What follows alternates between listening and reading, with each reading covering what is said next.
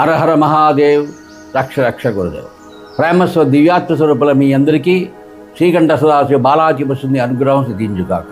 మరి ఈ కలియుగంలో కలిని జయించి గత జన్మను కూడా గ్రహాలు, నక్షత్రాలు, దుర్యోగాలు, చెడు కాలాలు, దుర్ముహూర్తాలతో సంబంధం లేకుండా సప్తస్తర యోగం సాధన ఎలా చేయాలో నేర్చుకుంటే మీరు స్వాతంత్రంగా మీ కాళ్ళ మీద మీరు ఏ సమయంలో ఏ దిశలో ఏ రకంగా ప్రయత్నం చేయాలని జ్ఞానం మీరు సంపాదించుకుని స్వాతంత్రంగా కృషి చేసి మీ కాళ్ళ మీద మీరు నిలబడి విద్య, విత్తం, వీరం, ధనం, ధాన్యం అఖండంగా తరతరాలుగా మీరు సుఖించాలి అంటే సప్తస్తర యోగం నేర్చుకోవాలి. ఎలా నేర్చుకోవాలి అన్నది ఆన్లైన్ తరగతిలో మన గురువు గారు నేర్పుతూ ఉంటారు. నేర్చుకోండి, తెలుసుకోండి.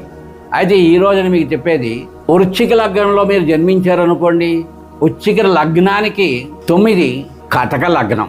ఈ కటక లగ్నంలోని ప్రారంభమైన తర్వాత కటక లగ్నం మీకు 1 గంటకు ప్రారంభం అయిందనుకోండి, 2 గంటలు ఉంటుంది అనుకోండి.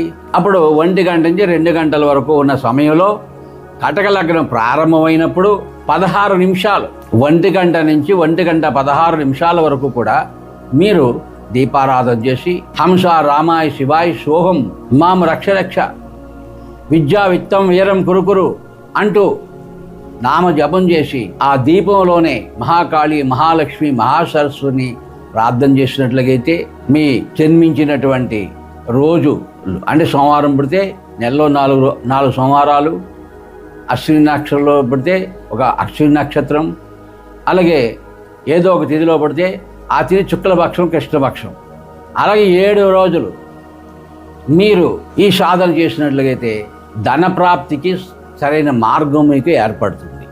దాన్ని వినియోగించుకోండి, తరించండి, స్వరయోగాన్ని చెయ్యండి.